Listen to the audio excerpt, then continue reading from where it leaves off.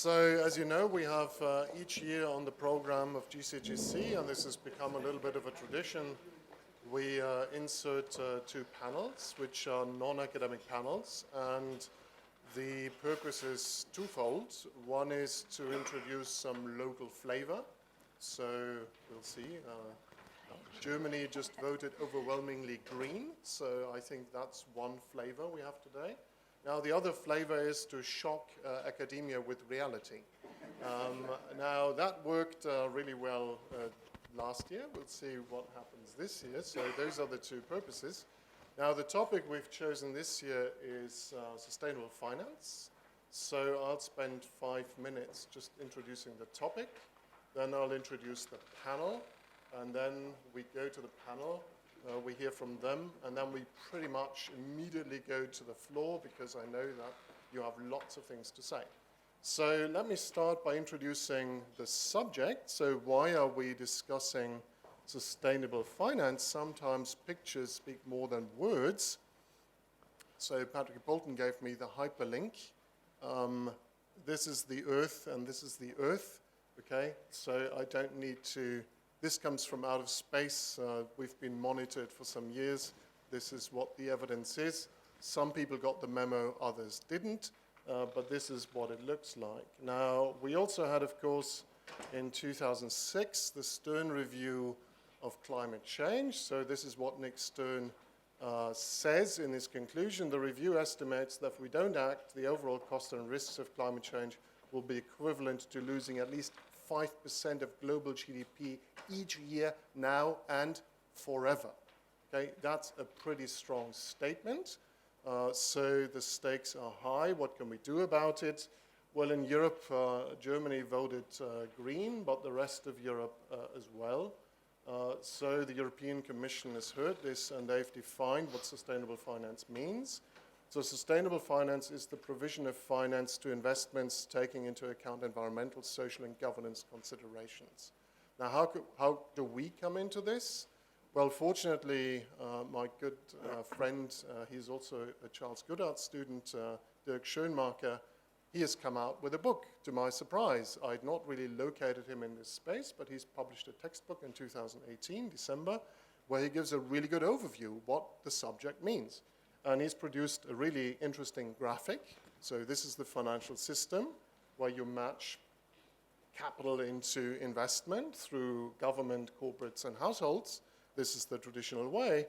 And then what he says, sustainable finance, what it is, it just adds sustainable lending, sustainable investment and lending, and so forth to this. And of course, where are we located? We are located there at the interaction between savings and corporates. And many in this room have contributed to that intersection. Bo Becker, for example, organized probably the best conference so far in Europe last year. Many people in this room have done research. And if you look at Dirk's book, a person who comes from central banking, he cites the work of many people in this room, including Hart Zingalis that we heard at GCGC in Stockholm 2 years ago. Now, of course, these things are confusing. So if you go to sustainable investment, which is really our label, and Zacharias, of course, has also done work on this, then it becomes confusing because you have exclusionary screening, ESG, impact investment, value-based investment, and then you have also confusing terms that go with it. Okay, but never mind. This is what we are really talking about. Now, if you look at institutions, why should institutions care about this? If you go back to the Stern Review, economists are pretty clear what the optimal first best solution would be. It's some sort of carbon tax, it's government intervention. Nordhaus, of course, in 2018 proposed a climate club. That would be the first best because you have to internalize externalities.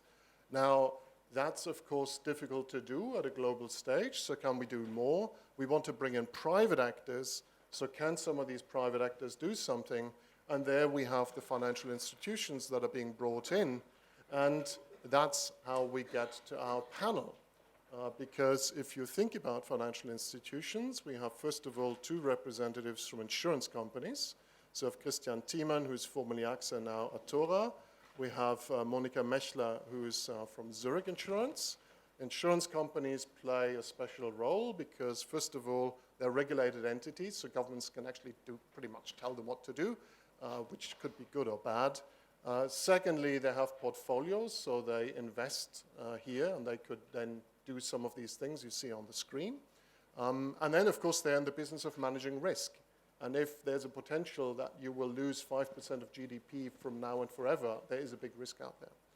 And then, of course, we have an index fund, which is a special index fund, Norges Bank Investment Management, who invests money for the people of Norway. And you should think that, for them, the beneficial chain is small, and they should probably internalize some of this because they care about GDP growth. So they also have something special to say. And Corinne Smith, who handles their overall global engagement, is here with us today. And she might have a few comments on the previous paper and the comment in the afternoon as well, but that's another subject. And we, of course, have Alexis, because one thing that our panelists also share is that they like, well, I don't know whether they like, but at least they listen to academics. So academics listens to academics on behalf of NBIM, and we're really privileged to have you here. So we start with Christian, and Christian, I said, is from the insurance business, but also he chaired the high-level group at the European Commission that formulated the Sustainable Finance Action Plan that is being rolled out, so he has a special role. We then turn to Monica Mechler, who will tell us about Zurich and its engagement, and then Corinne. So off we go. Christian. Thank you very much. Thank you, Mark, for this very good introduction, I must say. It's a pleasure to be here.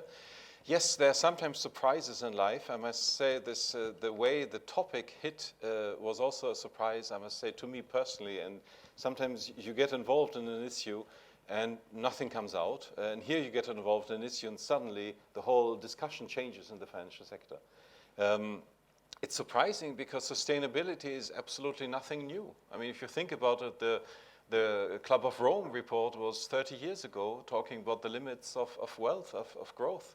If you think about the climate negotiation, they're gunning for 23 years. So the question is, first of all, what happened? How did the financial sector enter into this climate debate? What happened? And what happened was a little miracle that happened in Paris when the heads of state met for the 21st year in Paris, and French diplomacy, which can do miracles, had prepared this extremely well. And so there was an accord. For the first time, Copenhagen failed, Kyoto was problematic, and there is a Paris Accord, first thing. Second thing, if you read the agreement, suddenly in Article 2, the financial sector is mentioned. For 20 years, this climate debate has going on without the financial sector being mentioned. It was an issue for ecologists, industrialists, scientists, and now suddenly in the 21st year, you have a remarkable sentence about finance, and says the following: the climate targets will only be achieved if we start to reorient capital flows towards a low-emission world. And it's remarkable that the foreign ministers, who really don't know much about finance normally and who don't talk about finance, put in that sentence, and the heads of state signed it, and then suddenly everybody said, okay, if we want to achieve a 2-degree world, we have to reorient capital flows. Now, this was easy in the Soviet Union. They orient capital flows anyway. For them, it would have been straightforward. What it means to reorient capital flows is to change investment. In a market economy, it's very complicated. How do you reorient capital flows? I mean, these are all individual decisions of our companies. And so this is now a process that's going on where the European Commission asks experts from the private sector, can you please tell us how we would do that? How do we go from high risk to low risk? How do we reorient capital flows and so on? And this is the program that the Commission has been working for 2 years and which is now cast into law, which is changing very much the environment the financial sector is operating. Not only that, the supervisors, which did not know much about the subject, are training themselves very, very swiftly. In this country, the BaFin appointed last week a Chief Sustainable Finance Officer. Remarkable. 3 years ago, when I saw the BaFin on this, they thought this was a non-issue. Now they appoint somebody to that. EIOPA does the same. So we are really in a world where this has suddenly gone mainstream, and then come the political elections, then come 12 million young people on the streets, and suddenly you have this big topic for us in it. If I summarize the topic, I think there are two aspects that are to be taught. It's such a vast topic, but if you want to distinguish that, there are two aspects. One is, how can we better control risks? Climate risks and related investment risk in the financial system. It's all about risk awareness, risk control. So we ask in this process, the Commission asks that governance is changed in corporations to inform themselves about this risk. So supervisory boards, management boards, staff needs to be informed, need to discuss it and be aware of risk and see how can we control and manage this risk. Do we have on our balance sheet climate exposure, so to say? If so, how do we process them and so on? That's one branch. So that's, I would say, the knowledge branch. And the other branch is, what do we do about it? How can we do more investment? Because to be aware of the risk is one thing, but to change the investment pattern, that's the real difficult part. And I must say, personally, I find the risk is that the supervisors are very much focusing on the first, detecting risk, stress testing for risk, looking at the current balance sheet.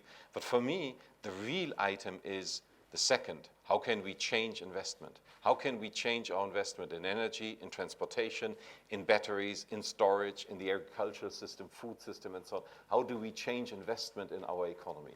And I must say, that's where I currently see the debate. On the risk control and risk awareness, we have done a lot. The supervisors have done a lot. On the governance part, they want to think about stress testing.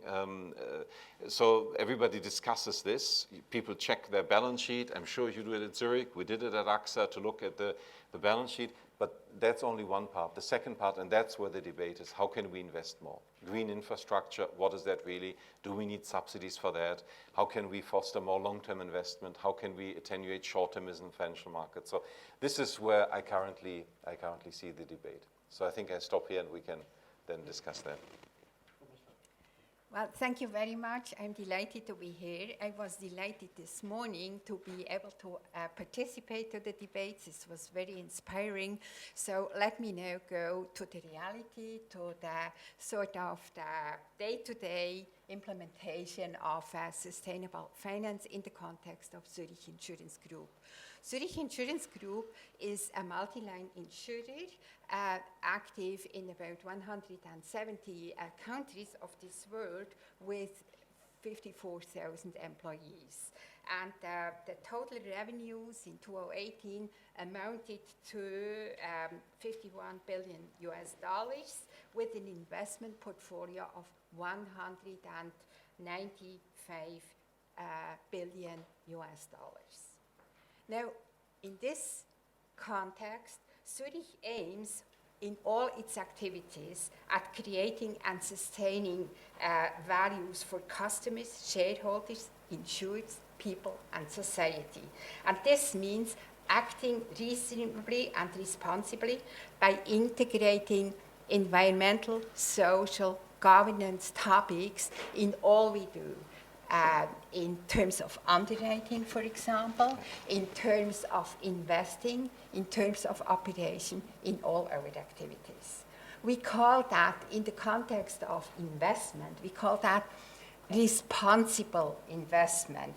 And responsible investment is for us all about managing the portfolio of investments to create sustainable value. And we call that to do well and to do good. Now, to do well is to generate adequate risk-related return on the investments measured against the book of liabilities we have. To do good means that we want to have a social impact also with our investments. So responsible investment forms an integral part of our activities and is part of our philosophy. It's not about philanthropy. This is in the corporate context a very important element, but it is about creating long-term value for all our stakeholders and remaining true to our proven approach of maximizing economic value based in a structured and in a disciplined investment process. So these responsible investments, how does it break down?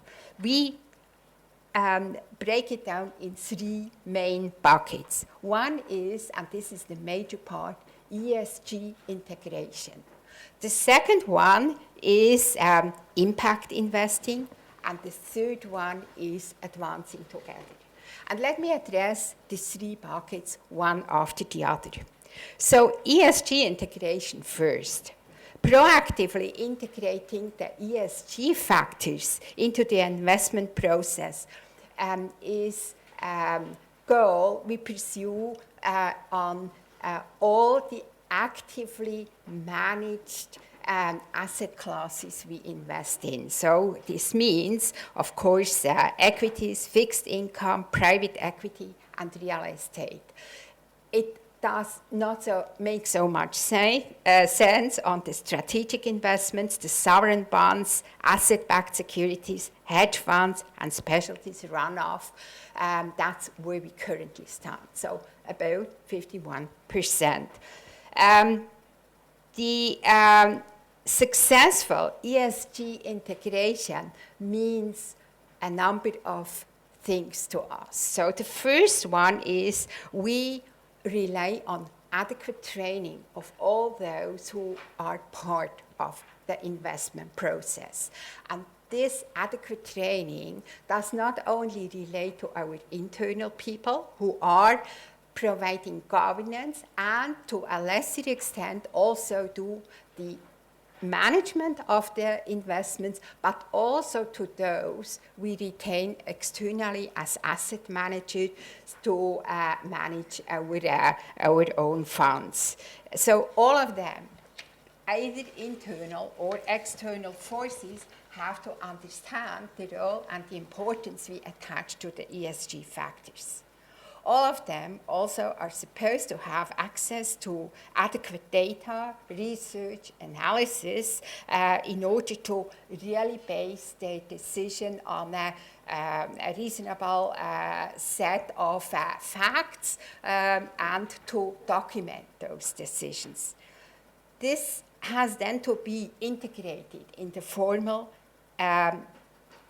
decision-making process. So it attaches to the selection of securities where we do active investment ourselves, of course the asset categories in general, but also the asset managers, their selection, their monitoring, the way they work. All of that is part of the process. And last but not least, we attach considerable importance also on active ownership practices. So also the external asset managers are expected to actively execute proxy votes and engage with investee companies. Only very selectively we rely on exclusions, so for example on controversial weapons and thermal coal. So this is the part, ESG integration. You can say it's the general approach. Then comes the bucket, impact investing. That is where we want to help to fund solutions for pressing social and environmental issues. And Zurich is exposed to challenges such as climate change, resource depletion, and more, particularly also through our insurance business, but not to all of those challenges there are insurance solutions available. So part of it also requires investments. And this is done in a very targeted manner, which also should allow us to reach commensurate risk and return characteristics. As a result, in 2017, we have committed to invest up to $5 billion into impact investments. And once they are fully invested, we hope to help avoid the emission of 5 million tons of CO2 per year and make a positive contribution to the lives of 5 million people in need. This figure will be assessed now on a methodology which has been developed between Zurich and BlackRock and has been released also to the public recently. By the end of March 2019, more than 80% of those investments have already been achieved, out of which 3.3 billion in green bond and social and sustainability bonds, then 160 million in private equity, and reducement of the carbon emissions of the Swiss real estate portfolio by 14% since 2010, and another 600 something million in environmental and social infrastructure. So this is the targeted impact investment activity. And last but not least, we also believe that it is very important to engage in advancing together. We call the reaching out to others who are active in this field. We call that advancing together. We believe that what is important is to make sustainable investment effectively a mainstream approach, such that it is on the heart and on the intentions of everybody. This allows then also to efficiently provide the right incentives to those who seek capital, to raise capital, and to seek investments. These collaborative initiatives, they are pursued, for example, with the WEF, with the PRA, with the Green Bond Principles, with the Global Impact Investing Networks, etc. There are a number of partners with whom we work together.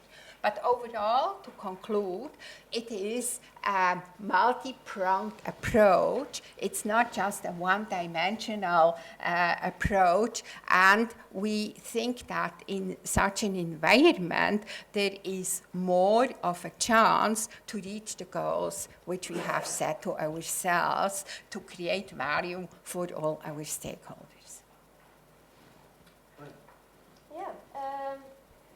Thank you. So I'll take the opportunity now to talk a bit about how we approach sustainable finance, but I thought maybe I could also comment a bit on the papers. I found them very interesting. So just to introduce ourselves a bit, Norges Bank Investment Management, sometimes shortened to NBIM, is the manager of Norwegian Sovereign Wealth Fund. In Norway, we tend to call ourselves the oil fund. Maybe I should rather take your... Yeah. We are now a bit more than $1 trillion in assets, 70% in equities. We are a universal, broadly based investor. I thought it was interesting. The academics called it the Norwegian popping up everywhere. But that's what we do. We are in more than 70 countries, invested in more than 9,000 companies. Since we're in Germany, I just thought I'd say we have here around $30 billion invested in companies, in equities, and 26 billion in fixed income, and actually 1 billion in real estate, which is the third asset class. So it's actually with shame I say I've never been to Frankfurt before, but I'll make sure I come more often. So the objective of the fund is really to get the highest possible return with moderate risk. So in that sense, I guess we are the money conscious in some ways, as you referred to, but we also want to do this responsibly, so both. We are a fund for what we say for future generations. So basically, we are a long-term fund that's there to help fund the Norwegian welfare state. So since we're 70% invested in equities, basically our value creation is dependent upon the value creation in the companies we have invested in. And so we care about how these companies approach social and environmental challenges they face, including, for instance, climate change. And that is sort of our starting point in many ways of how we work with sustainable finance. Just to go a bit more in detail, and we also have a you call it three-bucket approach, we call it three-pillar approach. And the first of them is, we call it establishing principles. And one part of that is basically to try to improve market standards. We sort of believe that that's an efficient way of working. It hits many firms, not just one. So we put a lot of emphasis on that. And it was interesting to hear Professor Babchuk saying how little he sees the big three commenting upon new proposals. We actually take some pride in commenting on quite a few of, or respond to consultations, a lot on corporate governance codes in countries, quite a few on other initiatives, and just to say on the EU Sustainable Finance Initiative, we have provided our perspective on climate-related company disclosure. Although we have to be careful, we are a sovereign wealth fund, we don't want to be seen as meddling too much into national politics, but we do provide comments on legislation related corporate governance and well-functioning markets. Then we also set our own expectations to the companies in which we have invested, and we see this as an important tool. So we've done that in 7 areas, one of them being climate change, other ones being human rights, children's rights, water management, ocean sustainability, tax and transparency, anti-corruption. And those are really the basis for our dialogues with the companies. Also want to say we have issued some position papers on more sort of corporate governance issues that in a way inform our voting. And one of them, I was also interested to hear Professor Babchuk's comment on that, is on industry expertise. Because actually we think that maybe is an area that's been somewhat overlooked, the importance of having board members with industry expertise. Maybe that's a way to avoid sort of having too many of you idiot cousins, I don't know. But that's what we actually have a position, clear position on that, saying we want a majority of the board members to have industry insight. Then sort of the third element under this establishing principal pillars is really the support and contribution we do to academic research. You said we like to listen to academics. We do that most of the time, but we do listen to you guys a lot. And we also, I mean, we want to understand really how good corporate governance and sustainability, how they impact financial risk and returns. And we think you guys are probably the best to inform us of that. And we have, funded an interesting project. You are involved with Marco, and we look forward to seeing the results of that. And then the next pillar is what we call exercising ownership, and that's basically 2 things. It's voting and it's dialogue. We have as a goal to vote for, on all the shareholders' meetings. Last year, that meant, we don't manage it 100%. Last year, we voted on 98% of all shareholders' meetings in which we are an investor. And that meant we voted on more than 115,000 resolutions. I'm not sure if you, I guess, where we fall in on your ideology would be interesting to know. But it's a huge machinery, just so you can understand, to vote on so many votes every year. It's a big part of what we do. We see it not only as a right, but as a responsibility. Just to say on, it's amazing, quite a few, only 2% of these were shareholders' resolution actually, but these seem to at least get the most, publicity around how we vote on those. We have seen that we actually more and more support shareholders' resolution. Last year we voted in favor of 40% of those. We're also interested to see to the sort of predictive element of your research there. I was just thinking about it as I heard it, because next week actually we'll have our sort of meeting to discuss how we're going to vote on alphabet. And maybe you can tell me how we're going to vote, because certainly we haven't we haven't decided already. Then the other one is dialogue, and that's something also Professor Babchuk discussed in his paper.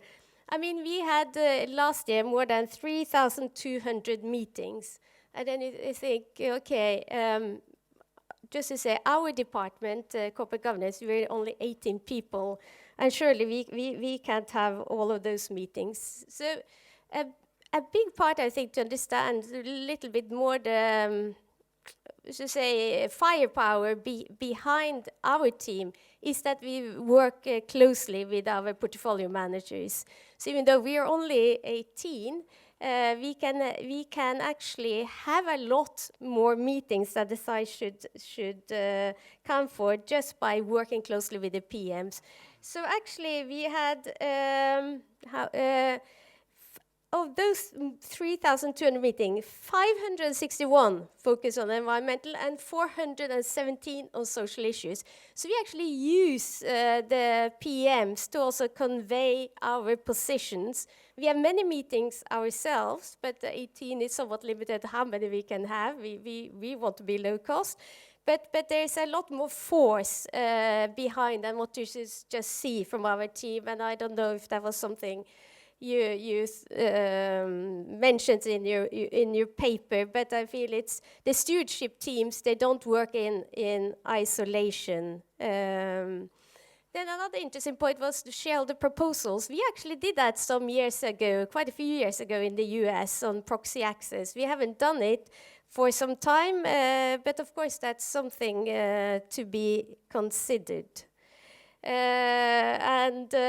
we use a lot of the information we sit on in cooperation with portfolio managers, and we have an active part. They can overweight or underweight, depending on how we assess a company, also on ESG issues.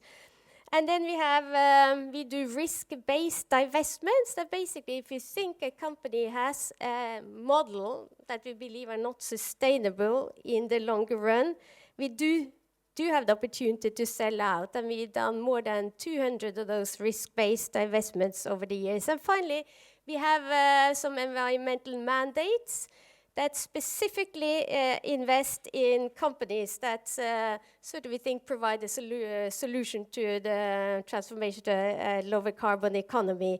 And we have investors particularly in 77 of such companies.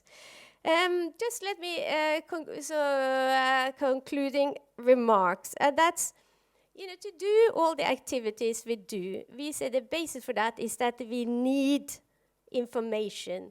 And a starting point is that we need information from the companies, and we see that the companies are not good enough at sustainability disclosure. Those better information will help us to better investment decision and also ownership decisions. So we basically call this going from words to numbers, not just qualitative information from the companies, but also quantitative output type metrics is what we want from the company. We say we want more, for instance, information on greenhouse gas emissions, share of carbon, assets, energy consumption. So we sort of have a big drive for doing that. And that's also where I think it could be a role also for academics to sort of make us better understand what's the link between good disclosure and maybe also good performance, or if there is a link. But at least we're putting a big emphasis on better disclosure and take a lot of time in analyzing what's coming out from the companies. And I think I'll stop there. So I propose we immediately go to the floor. Oren. I think that as academics, we should be terribly uncomfortable about this proposition that we know what the first best is, but the politicians don't want to listen, so we'll go to the second best. Because I think that everything that we know about markets and externalities and incentives tell us that the second best is no good. It's not the second best that is going to deliver 80% or 50%. It's going to deliver 2% at best of the first best. So it's ineffective. The second point is that the second best might be actually very negative, have a very negative implications. And I want to give two examples. First of all, there's clearly substitutability between the first and the second best. And if we as academics go to the politicians and say we can do something, the politicians don't need too much conviction in order to, or too many arguments in order to say, oh, there's an alternative method to deal with that. Let's leave it to them. The second point is that look what kind of effect had the idea that the problems in the housing market can be solved by the financial system. The Treasury, the U.S. Treasury, actually went to Congress, to the Housing Committee, and said, Fannie and Freddie are under growing pressure, and if you push harder, it will have bad consequences. And Barney Frank said, no, you don't care about the little American. I want to do good in the world, and I will pump in more finance, and we know where that ended. And just if you want to see how horrible this idea is, I mean, look now at the idea that monetary policy can save us from the damage of the trade war. I mean, this is what Trump wants to hear, that he will start a trade war with China, and monetary policy will pick up the cost. So I think it will be much better if we say we can't deal with this problem. This is a bad idea. Don't even think about it. Okay, so that was a message for the rest of the room, I guess, not so much for you, but maybe, Christian, you want to comment on this? Yes, I think it's a very interesting point, but I would say when politics do it, they don't get it right either. I mean, there's an interesting example in this country, the energy transition, right? This country said 10 years ago, we do energy policy for climate reasons, and we do it forcefully. So Germany subsidized with over $100 billion this transition. They said nuclear is not good, we phase it out. They said coal is not good, we phase it out.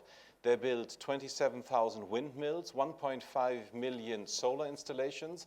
The degree of electricity from renewables rose from nothing to 30%. So you could say fine, but then we have the drawbacks. CO2 emissions did not fall, no impact on CO2 emissions, and electricity prices doubled.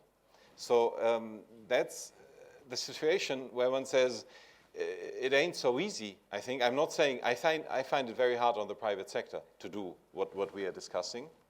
But I also think the politicians have a hard time to figure out how one can do this climate change into reasonable economic policies. But this is just as a reaction to the comment. Maybe there's no first best, that's what you're saying. Maybe there's only second and third best. We don't know. Okay, Yeah. so, Olga. I wasn't going to say it because I thought Oren had said it all, but your response triggers to follow up. You said this is not the Soviet Union, so one cannot just make finance lend to whoever one wants. Let me sharpen that a little bit.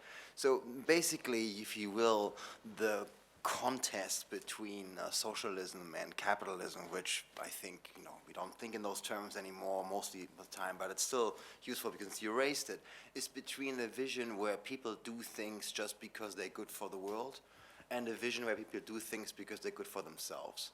So Adam Smith's baker who bakes the bread because they get paid versus the person who does things just because they're good for the world. The latter type certainly does exist, but for the most part in the economy, I think we assume people do things because they're good for themselves. So this sustainable investment raises the question, if this is just about investing in things, as you said, in Norway, companies that we like, that's easy to understand, but it's also pretty boring. So the really interesting question is, and I thought that's how I heard you two explain it, we're relying on sustainable investment to solving externalities, which means we're basically relying on people to do things not because they're good for themselves, but because they're good for the world. And there's a fundamental problem there because, well, how would you expect that to happen? That's Oren's point. Maybe there's some do-gooders left and right, and maybe there's a bit of reputation and a bit of that, but it won't go all that far.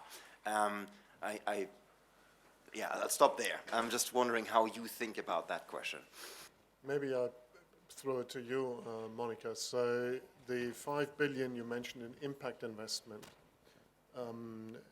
do you expect to see return from that? Or is that, as Ed Rock said 2 days ago, is that kind of philanthropy? Well, to address your question immediately, it's not about philanthropy, but it's about putting the return which is expected into a balance with the risks and the engagement and the scope which we can achieve through that. So it is something in between. It's certainly not the full return as it is in a traditional ESG portfolio, but to get some return out of it, which is, however, risk-weighted and scope-weighted, is still objective which we pursue here. But maybe I may also quickly address the wider issues which I think have been raised here, and this is the question: is it really a subsidiarity just to have recourse to the private sector in order to achieve those goals, or is it primarily a role which should be pursued by the state and governments? As far as I see it, since 2015, at least the activities in the private sector have exponentially gone up.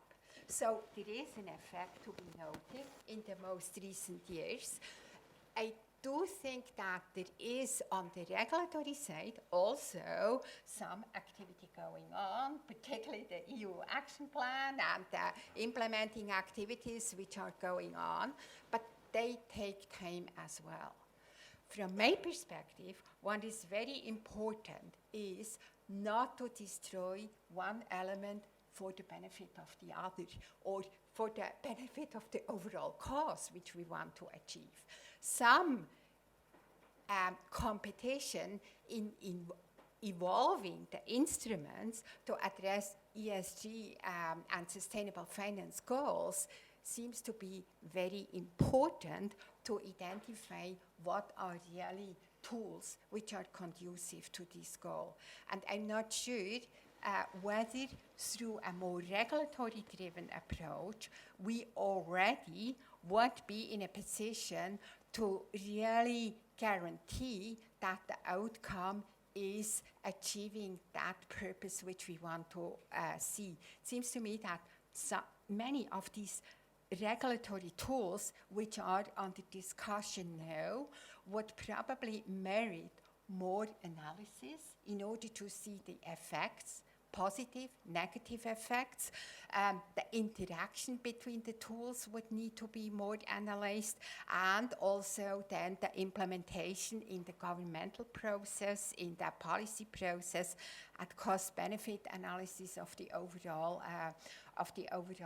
implementation. So all I'm saying is I would hesitate to go for one or the other approach. I would think that it is probably a very positive sign to see that the private sector is picking up on these elements. Would you wish to see more? Maybe. That is a personal assessment, that can always be increased.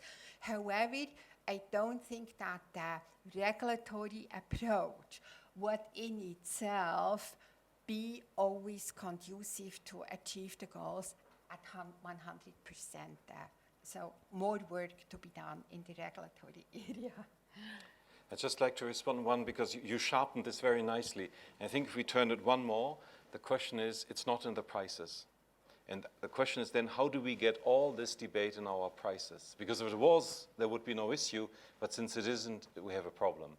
And this is, I think, where academia comes in, saying there's big debate. How do you get this whole debate into prices? Today, it's not there. Nuclear, solar, coal, the energy price hardly reflect that. So we are in the vision of fuzzy, we like, we don't like, we discuss, and so on. That's what makes it very difficult to act. And what also makes it difficult is that the regulation has been lagging behind. So normally you can't avoid regulation, you have to consider it, but it has not been included in regulation. So this is now the debate that's catching up, and I think the big question will be, we don't get into prices because these issues we discuss about have no marketable property rights.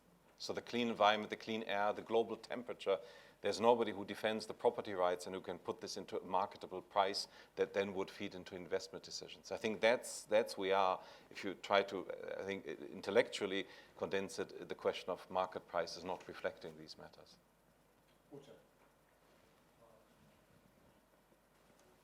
I have a question about the method that you use. Do you ever engage against the companies that are doing unsustainable business and try to correct their course of action, their practice? That's one question. Another one is, I know that the Norwegian fund uses the exclusion principle, exclusion rule. Does it ever have an impact on those companies? Do they change the way they do their business after they're excluded? We'll check, by the way, what you say against what we intend to present this afternoon, so be careful. Yeah, it's right. We have the guidelines for observations and exclusions that state some criteria for when companies will be excluded from the fund. And it's conduct criteria and conduct criteria, product and conduct, sorry. And the products are basically the tobacco, certain weapons, and coal. And conduct is gross human rights abuses, gross environmental degradation. And quite a few companies have been 50 plus excluded from the fund based on these criteria. It's actually monitored by an independent council of ethics. And it's a very good question on whether it has impacted the companies. What we do see is that the companies seem to care about it quite a bit, whether they get excluded or not. Many funds just follow our list, right? So it's even if it's only us that exclude them, sell out, it may also be other shareholders. So there's quite a bit of engagement with the companies up front. Some companies are put on an observation list. We then follow them up. They seem to be keen to engage with us if they are on an observation list. And what we also see is that companies get back in when, let's say, the conduct that give rise to exclusion have stopped, or they have stopped doing being involved in certain type of products. So it's hard to measure, what's the cause, but it seemed to be something that the companies very much follow, are interested and care about. Zacharias. I wanted to come back to your comment about what research can deliver in terms of insights. So I've recently worked on climate risks, and Karine discussed one of my papers in London at the conference. So in one of the papers, what we find is that markets are getting aware of climate risks. So we find a very simple relationship. If firms have high CO2 emissions, there's significant tail risk as elicited from options. So something very similar to what you were alluding to earlier when Germany exited nuclear power. The German utilities within 6 months lost 40% in value. So markets are expecting something similar. And the effects are particularly strong at times where there's a lot of global attention to climate risks. So then this relationship shoots up, for example, around the Paris Agreement. And then the second paper, what we find is, so we did a survey among institutional investors on how they think about climate risk. And what we find is first that they're very concerned about it. Quite a significant fraction believes that there's going to be more than 2 degrees Celsius by the end of the century. A lot, think of 3 degrees, where the CEO of AXA said this is not insurable anymore. What we also find is that those investors that perceive a lot of mispricing of climate risks, they seem to also care a lot and are very concerned about the lack of disclosure. So I think in order to have these prices reflect better the risks, it's crucial that regulation in terms of disclosure is pushed forward so that markets can price and also later hedge climate risks. Well, as you know, the European Commission is working on this taxonomy, so they'll be very happy with your remark. Yes, it's been filmed. We'll pass on the message. Can I just ask one question which always comes up is, how do you deal with companies that, if I can say, admit for good reason, the enablers? So, for example, Saint-Gobain, isolation, right? Isolation material, we know energy, we need energy savings. The biggest item is that we are inefficient energy use. So we need to improve insulation of housing. So Saint-Gobain, for example, is producing this. That does take emissions, so they would be on your list of high emitters, but they are enablers toward a lower path. That would be interesting, just to know how you take account of these firms which are enablers of. I mean, I agree. I think there the principle should not be one size fits all, but I think when talking to investors, what a lot of investors are doing at the board level is try to set emission targets so that compensation does not just depend on your stock return performance, but also how your business model is consistent with the Paris Agreement. And if you have an enabler in that respect, I think then it's the role of the board and the investors to realize that and set targets accordingly.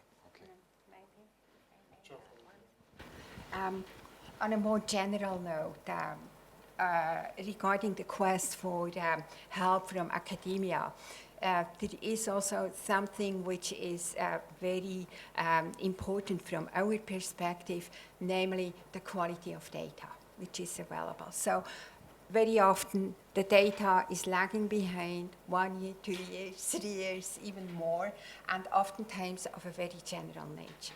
So to have this data being more specific, more timely also to some add some future dimension to it, maybe in a multi-factor assessment of how it could evolve, would be extremely helpful if work in this area could be done.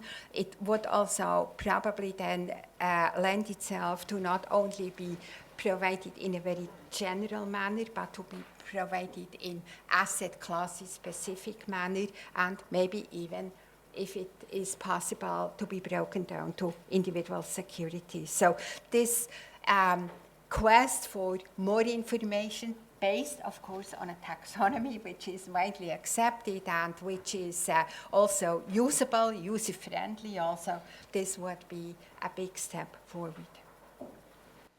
Christian Strenger. I would like to add a little ray of hope from an old warhorse, which is the market. And if you look at how the performance of companies has changed the returns in the market, then you see very clearly, just not only by exclusions, that matters develop differently. ESG-related investment is now not producing underperformance, which it was 5-10 years ago when churches were inclined to do good things. Now it's on everybody's agenda of the big investors. And the people who are helping this as well is not only the market returns for the pension funds and the big investors, it's the consultants. If you don't have, as a big asset manager, if you don't have the wherewithal to do ESG investment, you will just not be selected anymore. And the other slight help that I think we can still need, also in Germany, Christian Thiemann pointed to the appointment of a sustainability officer at the BaFin. I think that may be for them, but what we are not seeing yet enough is gentle reminders that people have to invest in a sustainable fashion and that the regulators look after it. They don't impose it, but they give gentle reminders to do so. So I think the market will itself help a great deal to get in the right direction. I have next, Yeah, thanks. So one point actually just came up. I want to deepen that a little bit. So the issue of asset prices reflecting what actually is happening. It's true we don't have prices in electricity and other dimensions reflecting things, but we do have the market. You touched upon the important distinction between current and future activities. So you gave the example of a company maybe currently having high emissions, but maybe also helping or enabling, as you put it, the transition to the low-carbon economy. The market does take this into account. So, for example, after the Trump election, which I've looked at, it is true that high CO2 companies did well, which is commonly known, but actually climate-responsible firms also did very well in response to that. It's long-term investors who moved into those companies. and enabled them to outperform. So my question to the panel is, how are you in practice trying to distinguish between the current activities of a firm and what they're trying to do going forward to the future? And you touched upon the difficulty with data. Data providers give you one idea of this, but I'm just curious how you're trying to distinguish between those two very important components. Yeah. The very good question. I mean, one thing when it comes to climate, that as I said, we've been pushing for better disclosure.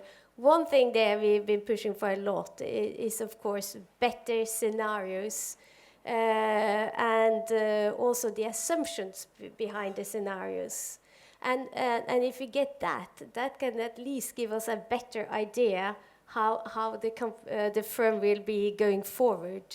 And we also ask for much more disaggregated information on greenhouse gas emissions, so you can see, you know, where is it, which assets is it linked to.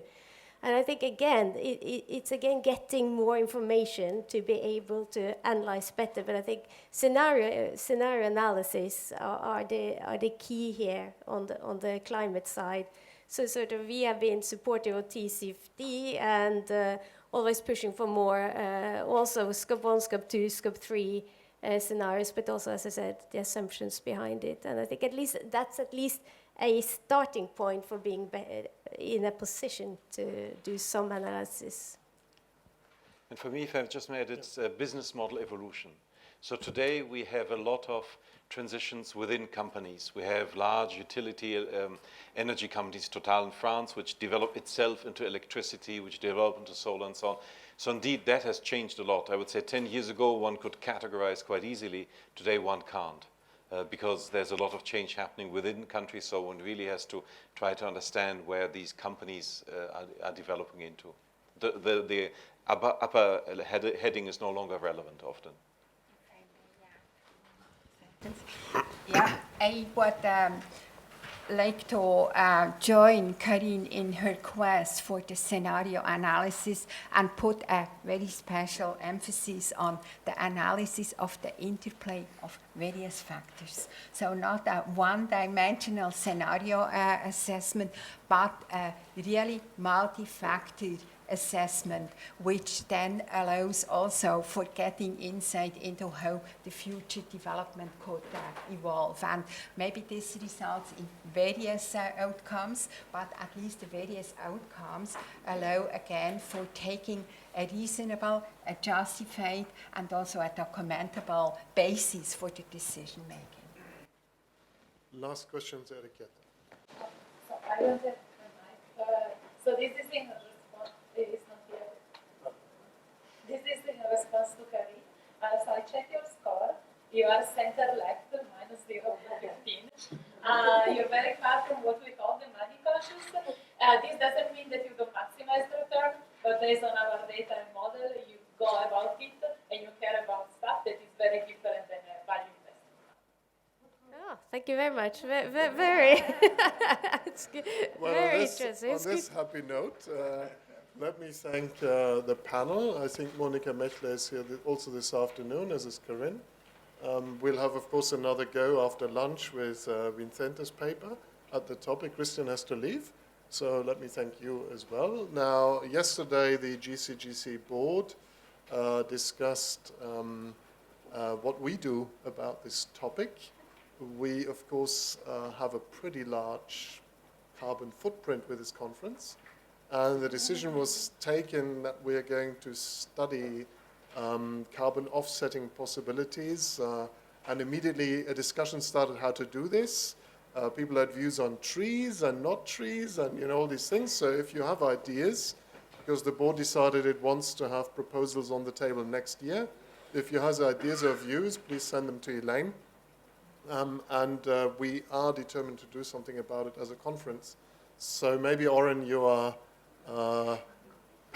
rightly pessimistic and critical, but maybe actually people are more willing to create positive externalities than we economists generally tend to believe. So thank you very much, and I think lunch is served. and we reconvene after lunch for Vincente's paper. Thank you.